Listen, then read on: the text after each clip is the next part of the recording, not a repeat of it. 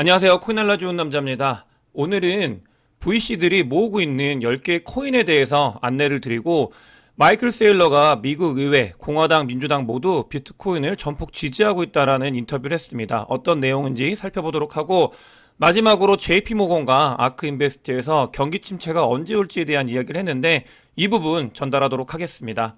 먼저 비트코인 CVD 자료상으로 보시게 되면 오늘 새벽에 비트코인 가격이 다시 한번 28K를 갔다가 올라온 모습을 확인할 수 있습니다. 이렇게 덤핑이 일어났을 때 그러니까 테스트를 거치는 거거든요. 그러면서 다시 매수세가 타다닥 올라오면서 29K로 회복을 했고요. 28K, 29K는 좀 열려있게 여유있게 보자고 말씀을 드렸는데 그러니까 계속 왔다 갔다 하고 있는 모습을 볼 수 있습니다. 이렇게 28K 한번 찍었기 때문에 이런 경우는 보통 한 번 더 찍을 가능성이 있어서 어떻게 될지는 앞으로 좀 지켜보면 되겠습니다. 다만 이번 하락에서는 보라고래가 모두 던진 모습을 확인할 수 있습니다.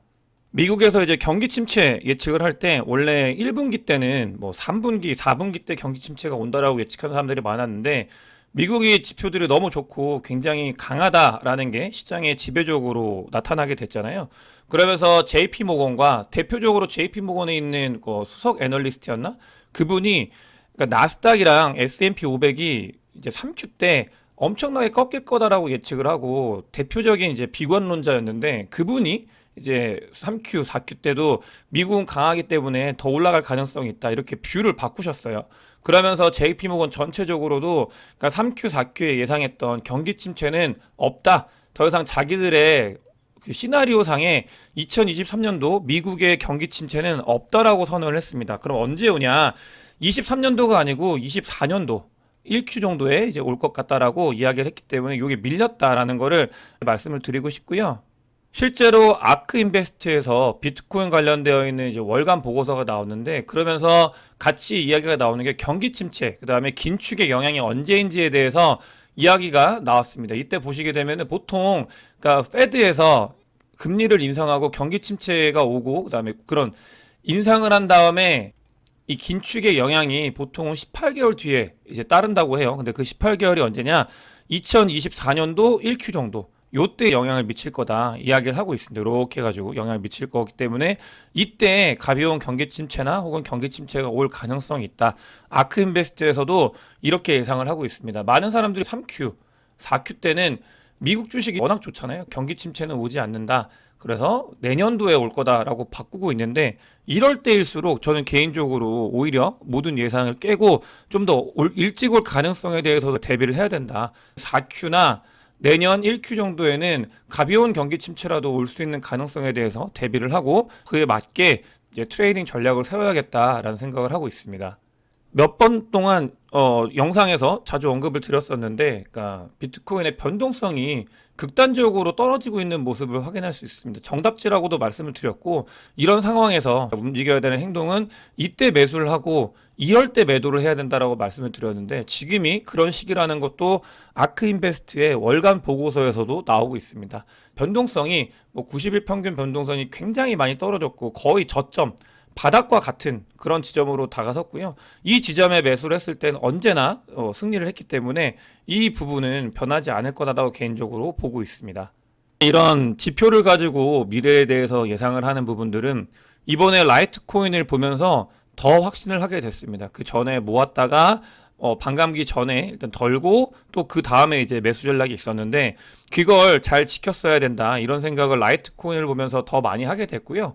이런 지표들 그다음에 사이클 뭐 지표가 한두 개가 아니라 계속 여러 가지를 종합해서 보는 것들이 얼마나 근거가 있는지 타당한지에 대해서는 다시 한번 확인하는 계기가 됐었습니다. 이런 것들을 더 자주 찾아가지고 말씀을 드리도록 하겠습니다.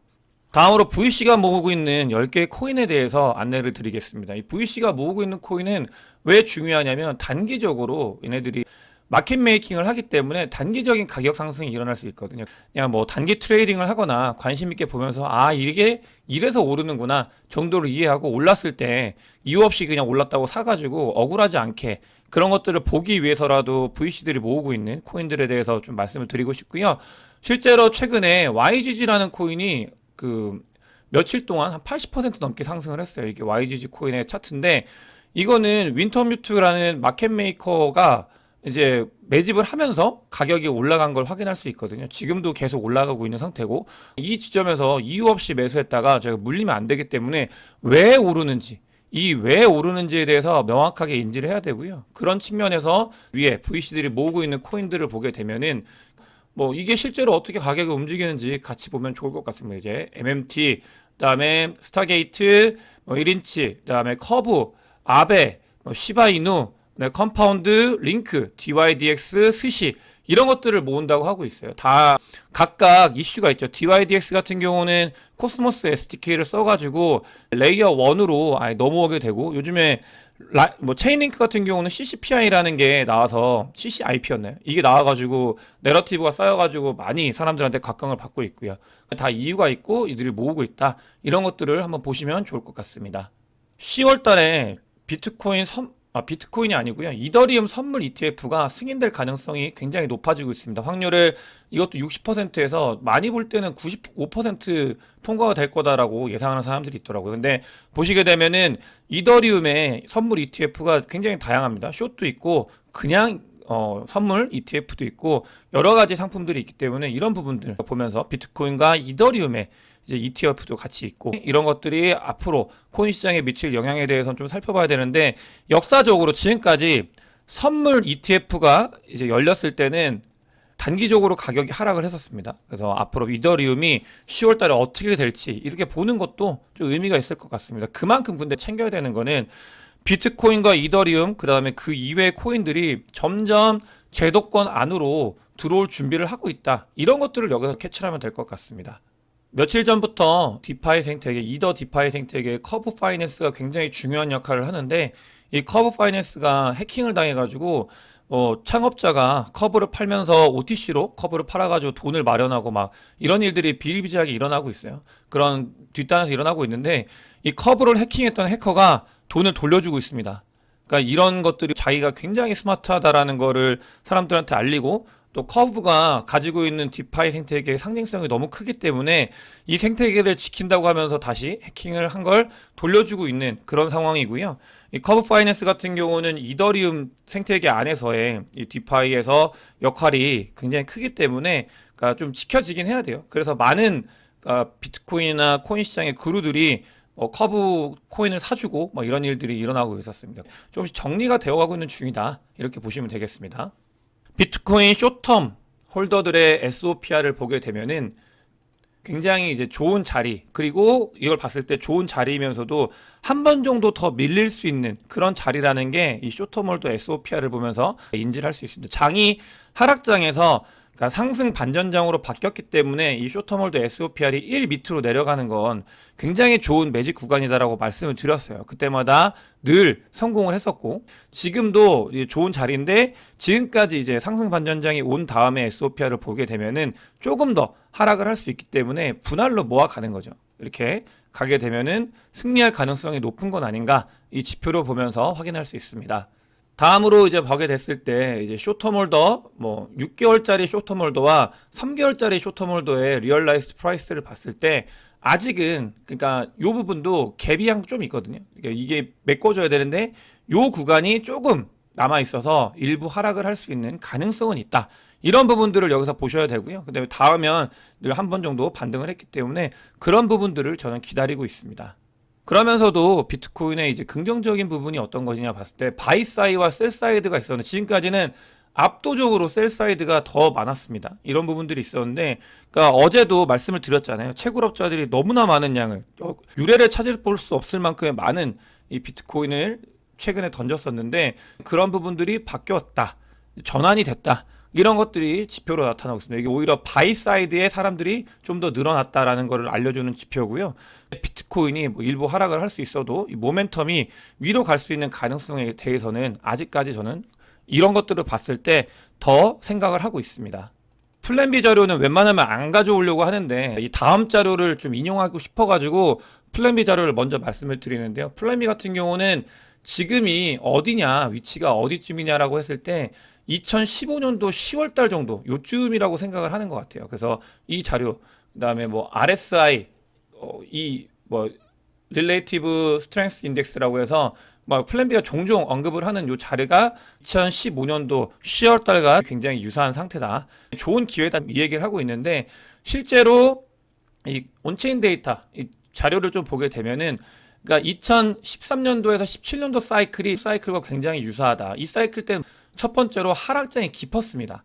하락장이 굉장히 깊었고 이때 마운트 곡스 터지고 막 이러면서 투심이 살아나는데 오래 걸렸거든요. 근데 굉장히 뭐 FTX 터지고 그런 것들과도 유사하기도 하고 오는 흐름이 이때랑 비슷하다. 하락이 깊어가지고 이때는 상승이 훨씬 컸어요. 메가 불장이라고 부를 수 있을 만큼 상승이 컸었는데 그런 시기에 있는 건 아닌가 이렇게 글래스노드에서는 이야기를 하고 있고 저도 이 부분 굉장히 공감합니다. 다음으로 좀 더 비트코인을 길게 늘려놓고 봤을 때 역사적으로 굉장히 좋은 자리다. 완전 버튼 자리에서는 매수를 못했기 때문에 이 자리가 굉장히 좋은 자리이기 때문에 가져가는 게 좋지 않나 이런 생각을 많이들 하고 있는 그런 위치라고 보시면 될 것 같고요. 저는 이 부분은 변하지 않습니다. 심리적인 부분, 사람들이 굉장히 힘들어하고, 그러니까 이 투심 자체가 죽어 있잖아요. 이런 심리적인 부분과 두 번째로는 실제로 유동성적인 부분, 이런 것들이 많이 줄어들었기 때문에 너무나 좋은 기회를 계속 주고 있다라고 생각을 하고 있습니다. 이런 것들은 지표를 통해서 뭐 와닿지 않고 그런 부분들에 대해서 부정으로 생각을 하실 수 있지만 보고 있는 지표들을 봤을 때 저는 힘든 이 시기가 오히려 좋은 구간이다라고 생각하는 데 있어서는 뭐 충분히 그 근거를 가지고 말씀을 드린다라는 점을 좀 말씀드리고 싶고요. 마지막으로 마이클 세일러가 민주당과 공화당 모두 암호화폐를 지지하고 있다. 자기가 얘기를 해보니까 그런 것들이 느껴졌다라고 이야기를 하고 있고 다만 SEC와 CFTC가 이런 규제 때문에 뭐 비트코인이나 코인 시장의 불확실성이 좀 커지고 있는데 이건 좋은 장으로 가기 위해서 필요한 부분이고 오히려 좋다, 좋은 요소다라고 얘기를 하고 있습니다. 그러니까 규제안을 보게 되면은 민주당과 공화당 모두 일단은 코인을 그러니까 증권으로 보게 되면 너무 복잡하니까 이걸 이제 상품으로 보자. 이런 것들이 법안이 하원에서 통과가 되고 막 이러고 있잖아요. 그러니까 완전히 없애려고. 그러니까 의회에서는 비트코인이나 코인 시장을 없애려고 하는 게 아니라 자기들 품 안으로 잘 들어오게끔 준비를 하고 있는 거는 행동으로도 보여주고 있습니다. 그래서 마이클 세일러의 마지막 이 이야기를 끝으로 오늘 영상 마치도록 하겠습니다. 영상이 도움이 되셨으면 구독과 좋아요 많은 공유 부탁드리겠습니다. 영상 봐주셔서 대단히 감사합니다.